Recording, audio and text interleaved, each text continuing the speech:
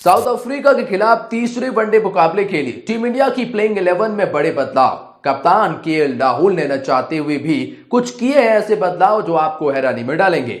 जी हम बात कर रही हैं भारत बनाम साउथ अफ्रीका की। वैसे तो अब भारतीय क्रिकेट टीम का कप्तान नया है, पूरी टीम नई थी, लेकिन भारत ने पहला मुकाबला बेहद ही शानदार खेला। जहां भारत पहला मुकाबला जीता है बहुत बड़े मार्जिन से, वहां पर बहुत से खिलाड़ियों ने बहुत शानदार प्रदर्शन किया। फिर वो चाहे आप हर्षदीप सिंह की भी बात कर लें, लेकिन उसके बाद हम आपको बताएंगे दूसरे मुकाबले में भारत को एक हार का सामना करना पड़ा। और आप ये भी कह सकते हैं ना कि ये एक ऐसी हार थी जो भारत को चुभेगी, स्पेशली केएल राहुल को चुभेगी, क्योंकि उनकी तरफ से और उनकी टीम की तरफ से वो एफर्ट नहीं आया और भारत ने इस मैच को बड़े मार्जिन से गंवाया। लेकिन अब कप्तान केएल राहुल ने साफ कह दिया है कि चाहे जो भी हो, लेकिन तीसरा मुकाबला जो कि करो या मरो का है, क्योंकि टी20 आप टाई कर चुके थे, अब आप ये वनडे सीरीज जीतना चाहते हैं, तो फिर ये मुकाबला डू एंड डाई का मुकाबला, कप्तान केएल राहुल की कप्तानी का मुकाबला। और फिर उन्होंने कहा कि प्लेइंग 11 में बदलाव होंगे और बड़े बदलाव होंगे। क्या बड़े बदलाव है, कौन से खिलाड़ी होंगे बाहर, किन नए खिलाड़ियों को मिलेगा मौका, किस पोजीशन पर कौन सा खिलाड़ी खेलेगा, और तीसरे मुकाबले की क्या है कुछ खास रिपोर्ट, हम आपको इस वीडियो में बताने वाले हैं। तो वीडियो को ध्यान से और पूरा देखिएगा, और इसके लिए आपको चैनल को सब्सक्राइब करना होगा, बेल आइकॉन को दबाना होगा, ताकि आपको सबसे जो बड़ी अपडेट है वो मिलती रहे। तो चलिए जानते हैं तीसरे वनडे मुकाबले के लिए कप्तान केएल राहुल की प्लेइंग 11 क्या रहेगी इस खास रिपोर्ट में। तो जी हां, साउथ अफ्रीका के खिलाफ अंतिम, निर्णायक और महामुकाबले में टीम इंडिया की प्लेइंग 11 में क्या बड़े बदलाव होने वाले हैं, क्योंकि कप्तान केएल राहुल ने साफ कहा है कि कुछ इस तरह से प्लेइंग 11 रहेगी। जैसा कि भारत ने पहला वनडे मुकाबला जीता, दूसरा हारा, तीसरा मुकाबला डिसाइडर मुकाबला 21 को शुरू होगा, शाम 4:30 बजे मुकाबला शुरू होने का टाइमिंग बताया गया है। तो चलिए जानते हैं इस मुकाबले के लिए प्लेइंग 11। सबसे पहले अगर आप ओपनिंग स्लॉट की बात करते हैं तो पहले पायदान पर नाम ऋतुराज गायकवाड़ का आता है। ऋतुराज गायकवाड़ ने पिछले कुछ समय से अपनी टीम के लिए शानदार परफॉर्मेंस दी है। अगर इस वनडे सीरीज में बात की जाए तो ऋतुराज गायकवाड़ का बल्ला वैसे तो नहीं चल पाया जिसके लिए वो जाने जाते हैं। मतलब पहले मुकाबले में भी उनका बल्ला शांत रहा, तो दूसरे मुकाबले में भी वो 2 बॉल पर 4 रन ही बना सके।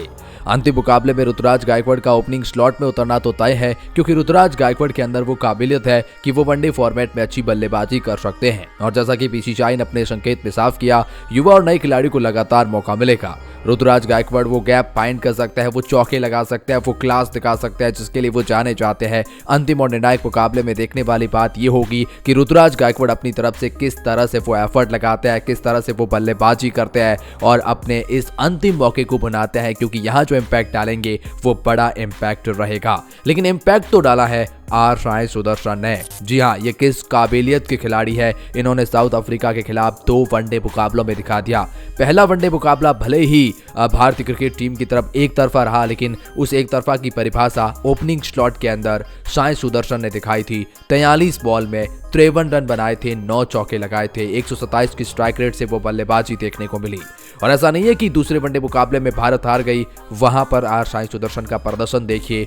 62 रन की पारी के लिए 83 बॉल पर 1 छक्का 7 चौके, तो यहां इन्होंने जुझारू पारी दिखाई थी। केएल राहुल के साथ मिलकर अच्छी बल्लेबाजी करी थी। ओपनिंग स्लॉट में लगातार 2 मुकाबलों में अच्छा किया। इन्होंने खुद कहा है कि तीसरे मुकाबले में मैं कमबैक डिसाइडर के साथ हमारी टीम करने वाली है। उम्मीद करते हैं एक और शतक देखने को मिले इनकी तरफ से तीसरे वनडे मुकाबले में। लेकिन ओपनिंग स्लॉट में ऋतुराज गायकवाड़, आर साई सुदर्शन का खेलना तय माना जा रहा है।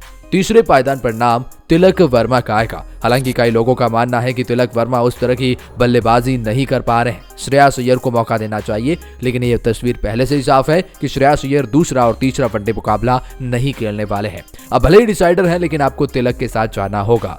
तिलक वर्मा पहले मुकाबले में हालांकि बल्लेबाजी का मौका नहीं मिला, तो केवल 1 गेंद या 2 गेंद खेली, 1 रन बनाया। लेकिन दूसरे वनडे मुकाबले में मौका मिला और बड़ा मौका था। 30 बॉल पर केवल 10 रन बनाए और इस मुकाबले में वो 1 चौका भी नहीं लगा पाए। तिलक वर्मा लेफ्ट हैंडेड के बल्लेबाज है और लेफ्ट एंड राइट कॉम्बिनेशंस के लिहाज से भी टीम इंडिया के लिए बड़े इंपॉर्टेंट खिलाड़ी हो जाते हैं। उस लिहाज से भी तिलक वर्मा को आप बड़े रैंकिंग दे सकते हैं। लेकिन तिलक वर्मा की बल्लेबाजी उस फॉर्म, उस काबिलियत के अनुसार अभी तक जा नहीं पाई है। तिलक वर्मा अट्रैक्शंस तो बड़े शॉट के साथ दिखा सकते हैं, लेकिन वो मैच्योरिटी अभी तक नहीं आई है। उम्मीद करते हैं इस आखिरी मुकाबले में तीसरे पायदान पर आकर तिलक वर्मा एक ऐसी छाप छोड़े कि फिर उनकी जगह प्लेइंग 11 में पक्की हो जाए। आने वाले मुकाबलों के अंदर भी तिलक वर्मा किस परफॉर्मेंस के साथ में जा सकते हैं, ये एक बहुत बड़ी बात होने वाली है। नंबर 4 की बात करेंगे तो फिर नाम कप्तान केएल राहुल का आएगा। केएल राहुल पिछले कुछ समय से भारतीय क्रिकेट टीम के वनडे फॉर्मेट में डोमिनेट कर रहे हैं, चाहे फिर वो वर्ल्ड कप हो या वर्ल्ड कप के बाद इस साउथ अफ्रीका के सीरीज के खिलाफ।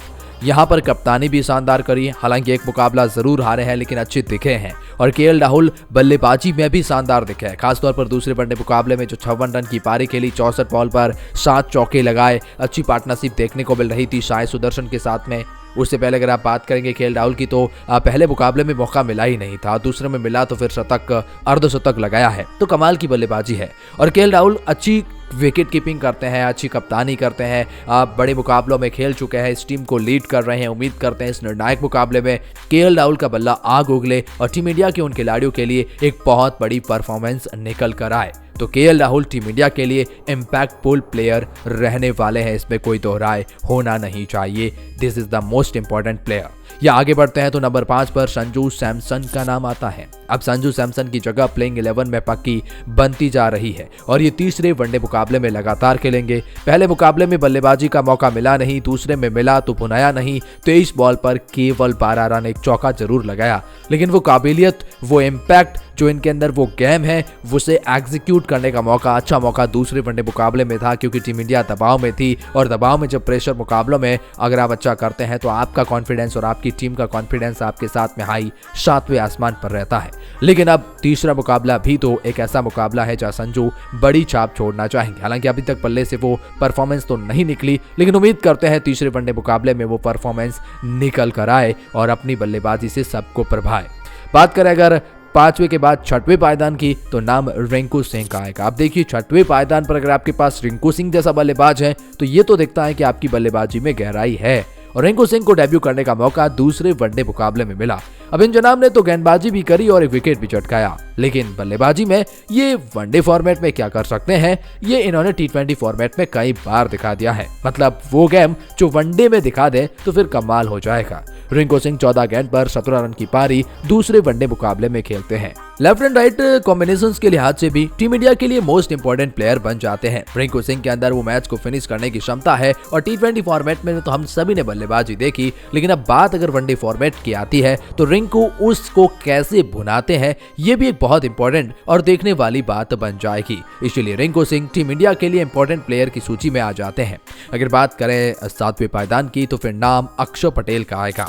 अक्षर पटेल पिछले कुछ समय से टीम इंडिया की स्क्वाड और प्लेइंग 11 में तो जगह बना रहे हैं, लेकिन मौके भुना नहीं पा रहे हैं, फिर वो चाहे T20 फॉर्मेट हो या वनडे फॉर्मेट। इन दो वनडे मुकाबलों में उतनी अच्छी गेंदबाजी भी नहीं तो फिर बल्लेबाजी भी नहीं। 23 बॉल पर 7 रन की पारी दूसरे वनडे मुकाबले में फिर कहेंगे एक अच्छा मौका था, शायद एक ऐसा मौका जो टीम इंडिया के लिए प्रेशर मुकाबले में आता। फिर अक्षर पटेल वहां पर अच्छी बल्लेबाजी नहीं कर पाए और गेंदबाजी में भी कुछ खास नहीं कर पाए। तो ऐसे में अक्षर पटेल हालांकि आउट ऑफ फॉर्म जरूर है, लेकिन एक प्रेशर मुकाबले में आप अक्षर के साथ में ही जाना चाहेंगे क्योंकि आप लगातार खिला रहे हैं, या यहाँ बदलाव करना चाहेंगे, आप वॉशिंगटन सुंदर को मौका देना चाहेंगे क्योंकि फिर वो भी तो बाहर बैठे हैं, उन्हें भी मौका इस सीरीज में नहीं मिला है। तो मे भी यहाँ एक बहुत बड़ा बदलाव ये हो सकता है कि अक्षर पटेल को बाहर बिठाया जाए और उनकी जगह पर सुंदर को मौका दे दिया जाए।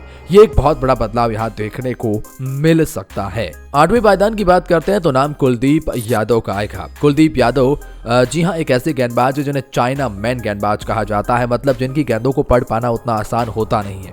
T20 फॉर्मेट में तो इन जनाब ने जो विकेट चटकाए थे एक मुकाबले में वो काबिल तारीफ थे और उसके बाद वनडे फॉर्मेट में भी अच्छी गेंदबाजी रही है, लेकिन उम्मीद आप उनसे और भी अच्छे की करेंगे इस फाइनल मुकाबले में, क्योंकि इनकी वो गेंदबाजी जिनके दम पर साउथ अफ्रीका के बल्लेबाज बिखर से जाएंगे। कुलदीप यादव चाइना मैन गेंदबाज हैं और स्पिनर डिपार्टमेंट में भारत को यही लीड करने वाले हैं। इनके पास एक्सपीरियंस है, वर्ल्ड कप के तहत इन्होंने वापसी करी थी।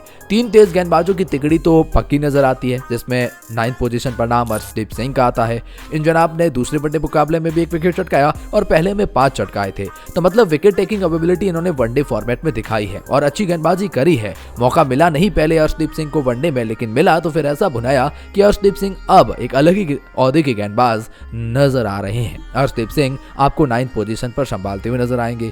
10वें पायदान पर आवेश खान आ जाएंगे। भले ही पहले मुकाबले में इन्होंने जो गेंदबाजी करी अर्शदीप सिंह के साथ मिलकर वो भी काबिल तारीफ थी, वहां पर भी उन्होंने विकेट चटकाए, दूसरे में मौका मिला तो था लेकिन विकेट चटका नहीं पाया। अवेश खान से उम्मीद करते हैं तीसरे मुकाबले में अच्छी गेंदबाजी करे और जो पहले मुकाबले में किया वो दोहराए और टीम के लिए मैच विनिंग गेंदबाजी लेकर आए। और आखिरी नाम मुकेश कुमार का आएगा। हालांकि मुकेश कुमार भी पिछले मुकाबलों में इतनी शानदार गेंदबाजी तो नहीं कर पाए हैं। हालांकि दूसरे वनडे मुकाबले में भी कुछ खास नहीं, लेकिन उम्मीद करते हैं अंतिम मुकाबले में उनकी गेंदबाजी की धार देखने को मिले। तो कुल मिलाकर एक बहुत बड़ा बदलाव अक्षर की जगह सुंदर को हो सकता है। बाकी कोई बदलाव इस टीम में दिख नहीं रहे हैं। आपकी क्या राय है?